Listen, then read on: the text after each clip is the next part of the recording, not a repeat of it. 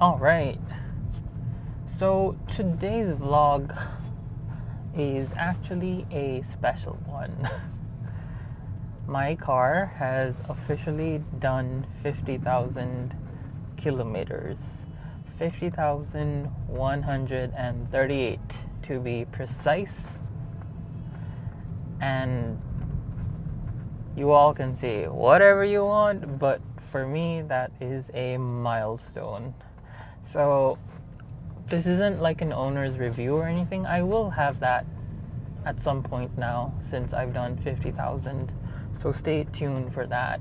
But this is definitely going to be just a lengthier vlog on what I've learned about the car, the Kona EV 2018 model to be precise, and it is the 39.2 kilowatt hour battery, the small battery, which gives a WLTP of about 306 or 312 kilometers range on a full charge. But well, if you've been following me, you know that I drive very steadily and I'm not too heavy on the accelerator, and as a result, at 100% I actually get well above 350, close to 380 actually on the guess-o-meter here. And in real life, even with AC on, I still get above 320. I do want to preface that in the 50,000 kilometers I've driven, I have had battery changes, yes, in an EV, and no, it has not cost me anything yet. I have changed the 12 volt battery at the front there.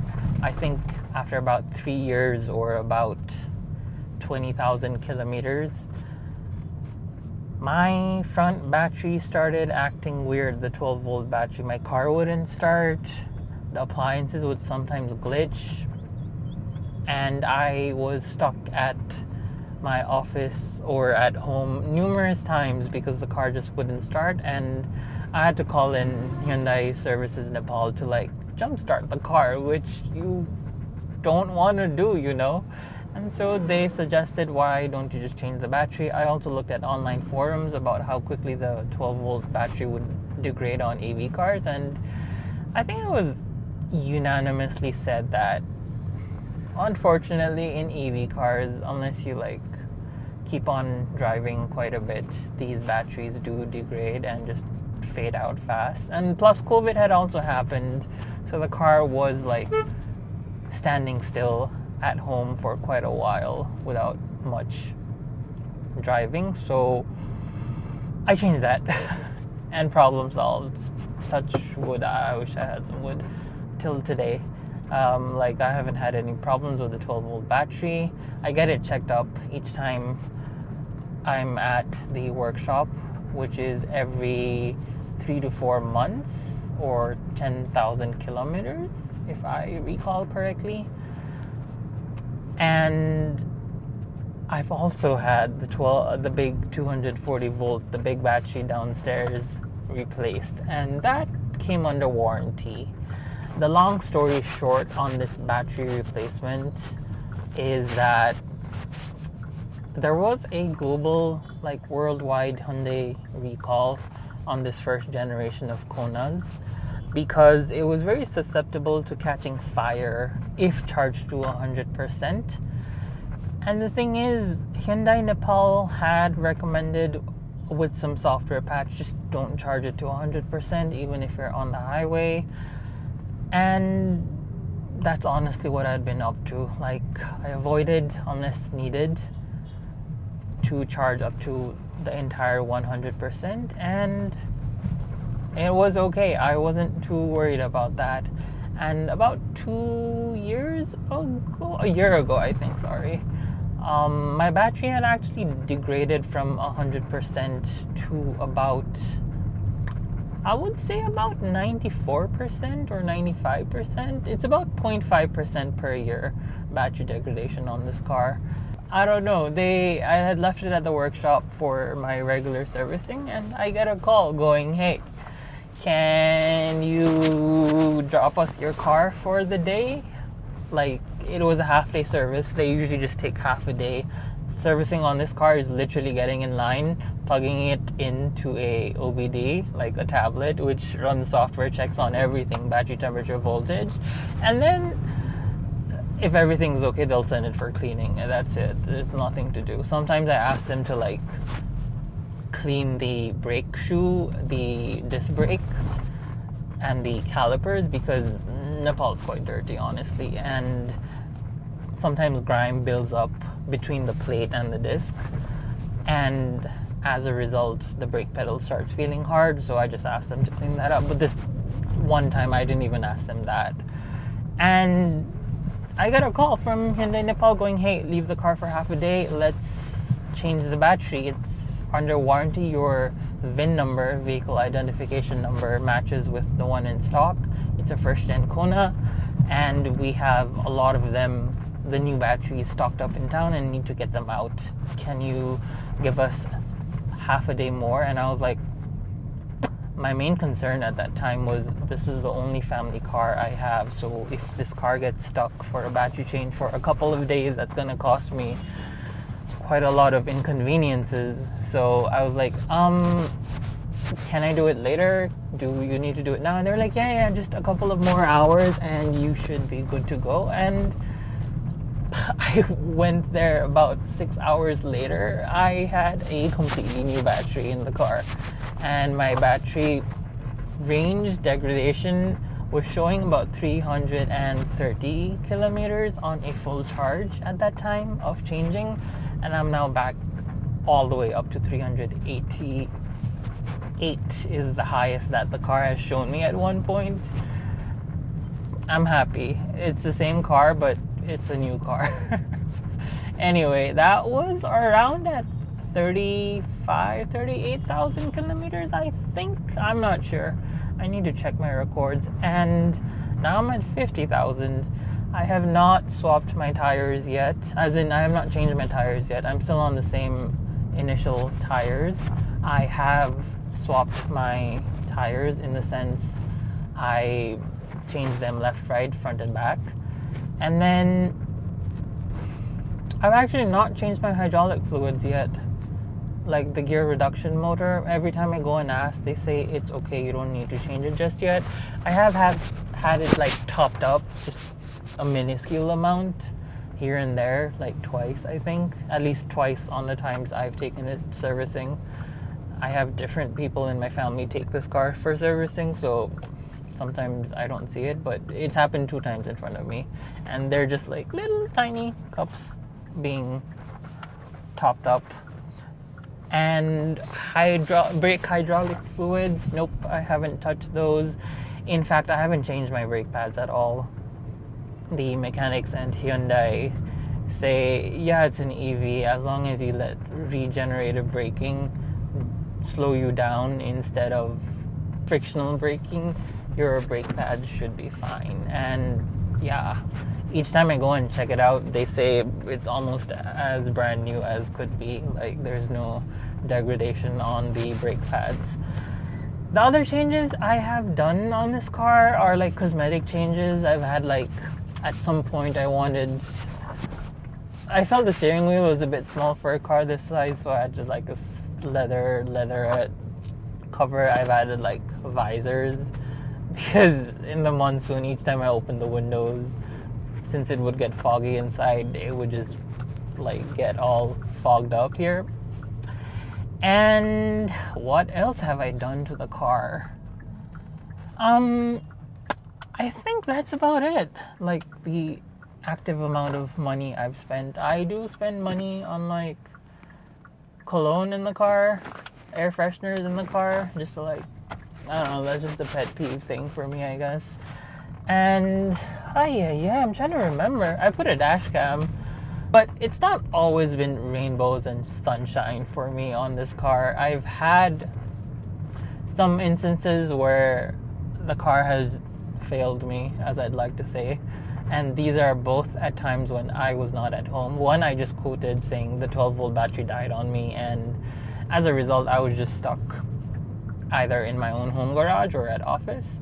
And then the other thing was when I was actually out of this capital city, like when I was on a road trip in another city. I was in Pokhara, I was in Biratnagar, and I've documented this on my social medias. It's basically a battery management system fault that happens on this car each time I try to charge it up to 100%, and it's not on the slowest granny charger, the 2.2 kilowatt 5 charger. I think that's the one I have at home.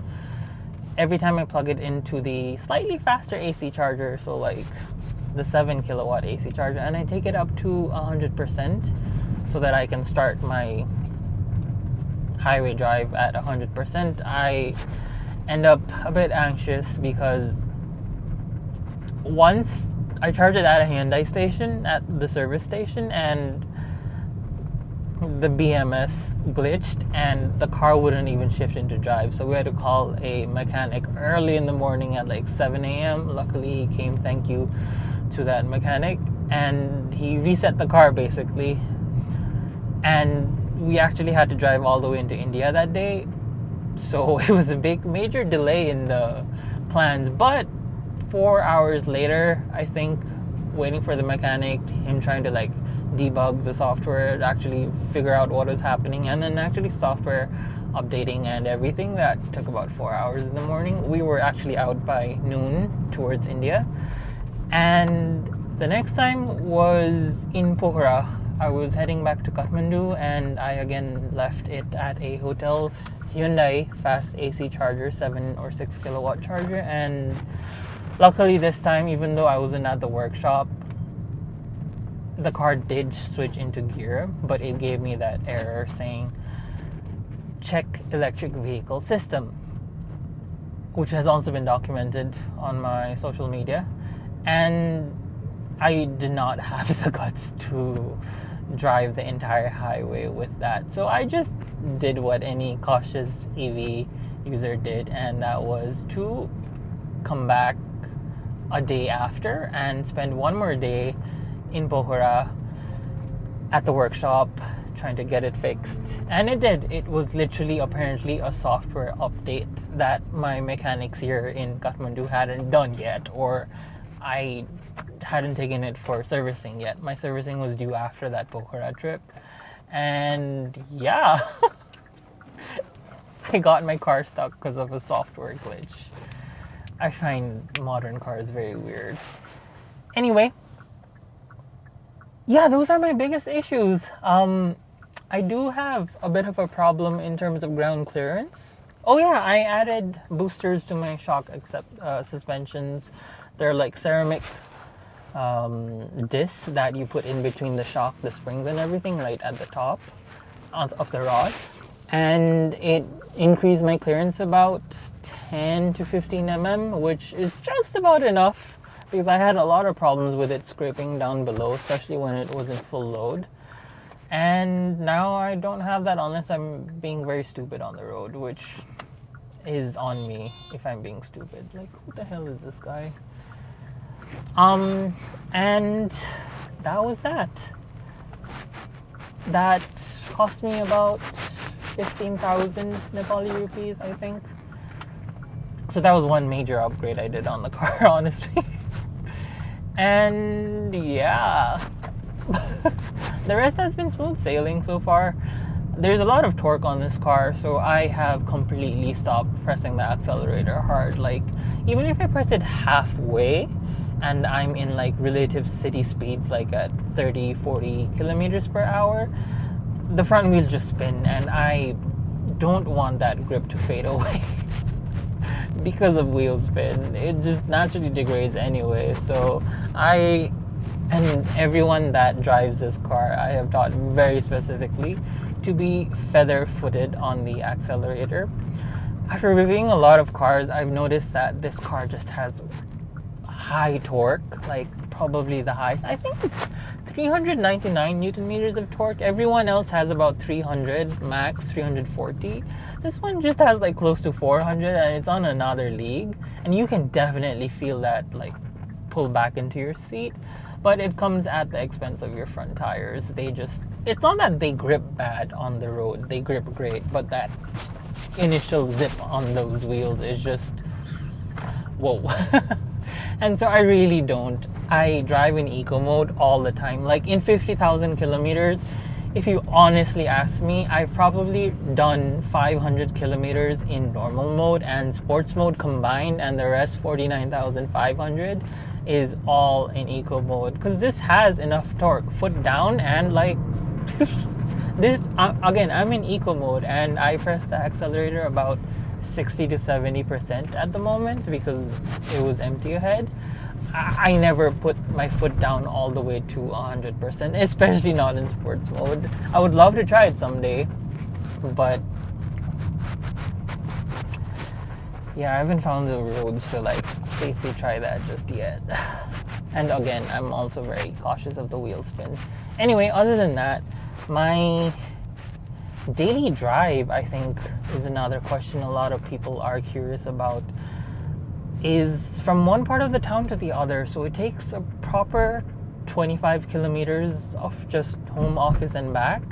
And if I do multiple trips a day, I easily surpass 50 kilometers. So I feel like I'm quite the eligible user of an EV, in the sense I had to do the same runs in a standard petrol car before this, and oh my god, the monthly bills. I had to be so greedy on using AC even though the air was so polluted because of the gas bills at the end of the month. Whoa, mister.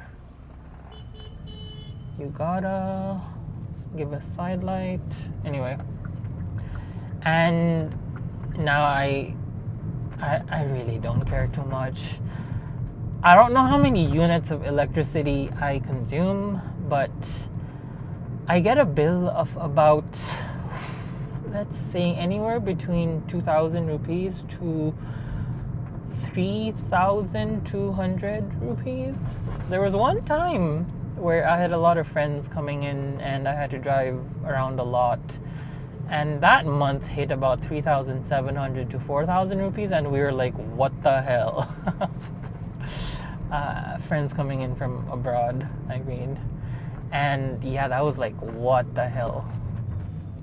Hello? You're supposed to like sort of wait, no, at a turn? Anyway. Yeah, otherwise my running expenses are very low. My servicing costs are about 2,000 to 3,000 rupees. Oh yeah, another thing I've had to change because they just wore out in 4 or 5 years are these wipers. I've had one change of those. I've also changed the AC filter, by the way, but I feel like that's under normal maintenance every couple years, or honestly I do it every year. I sometimes even do it in 6 months. I have bad allergies, and the moment I don't change my AC filter and it starts getting dirty and doesn't get cleaned properly, the AC filter is in the glove box in this car, like most cars, I immediately start to get like a tingle in my nose. I start sneezing in the car with the AC on, and so that's one thing I actually like spend money on, AC filters. I did use the original Kona AC filter at the beginning, and that cost me a lot because it had to be imported from South Korea and everything. So I was like, damn, that's a lot. And so I actually did it for the first couple of years, 2 years. And then I was like, you know what? Let me put in a cheaper made in India Creta AC filter. Why is this guy stopping in the middle of the road? And it's been like 3 years since I've just been using AC filters of a Creta, which is like 1/3 of the cost. So by the time I use 3 Creta AC filters, I finally get to purchase one Hyundai Kona original imported from Korea AC filter. So it's just a no-brainer for me at this point. Just buy and dispose. And I've really been quite pleasantly surprised with this car on multiple occasions of like getting from point A to point B. It's an automatic gear car. There isn't any fuss about that. The hill hold works perfectly. My range, I feel, is just about okay too. I don't have to worry too much on that front. Oh yeah, something I recently had to do, I'm just remembering again things that have changed in 50,000 are, so this car has like cornering lights, so when I turn the steering wheel over a certain angle on the left or the right side, there are two bulbs above the headlamps and below the DRLs on this car. And they basically just turn on when you corner, just that one side. And they're halogen lamps on this. And they're not too costly. They're about 1,200 rupees a piece, I think. And one of them died out. This happened exactly like at 49,000 kilometers. So it's not even been a lot. I noticed the car apparently gives me a notification for everything. If a bulb goes out, your bulb is gone out. If you have a flat tire, you have a flat tire. I've had like 4 or 5 flat. I've had like 8, 9 flat tires. I'm not going to say 4 or 5 flat tires, including on the highway. Oh yeah, you might be interested in hearing a highway flat tire story. I'll put chapters on the YouTube because this is going to be a long video, I can tell already. And yeah, apparently on the highway, no one wants to touch an EV. They don't. This car, first and foremost, does not come with a jack to like lift the car up. You instead have a sealant and a tire compressor in the car, in the boot, and you're supposed to like fill that in and let the sealant seal all the holes and just drive off to the nearest Hyundai dealership, which I don't feel too confident about on our highways because it's a lot of rough road patches. No joke. It's not pitched at all the highways, lots of sections. And so I stopped at about 5 tire repair stalls on the highway before one of them finally agreed to use it. They all have like these jugs for big ass trucks, and so they didn't even get underneath my car. And so many of these mechanics were like, I don't want to touch your car, we don't have the equipment. And then finally I found one dude who's like willing, and he said I could fix anything if I can get this jug underneath. And I was like, okay, you know what, let's try it out. What's the worst that could happen? I had to raise the rear wheel on top of a tall rock and a log, and that finally got the car high enough for the jug to like slip in, and then he raised the car. And then he removed the wheels and patched the tire and everything. Oh boy, it was a handful. But I was happy that someone at least wanted to look at it. Otherwise, it was just me driving the car with low air and then filling the wheel with air with my portable air compressor every 5 to 10 minutes. So that was one of those moments on the highway. But other than that, I think I've mentioned most of my moments on this car where like it's failed me. But I feel like in 50,000 kilometers, this is an amount that does fail you.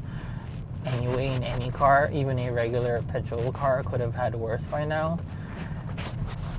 But now, having gone 50,000, I am definitely looking forward to the next 50,000, because this is when usually petrol cars, I've had petrol cars go up to 120, 140, 150,000 before like selling them off and getting a newer one. And it's usually at the 70,000 to 120,000 that a lot of things need to be replaced, to be maintained, to be lubed up, to be changed.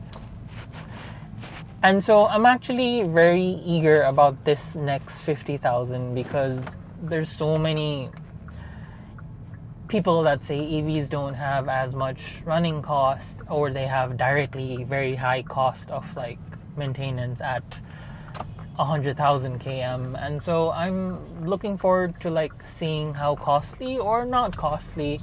And there's that whole thing about EVs being relatively cheap to maintain. So I think I'm going to put that test to the metal now in the next 50,000 and see how this goes. Anyway, this has been quite the long vlog, but I felt like I wanted to document this time. Well, just my ups and downs about how the car has been. It's been great for the most. Like, every car is going to break down, even your dream Ferrari, Lamborghini. It's all going to take maintenance costs. So let's see how the next 50,000 goes, and I'll probably keep you in update, and I'll see you on the next one. Peace.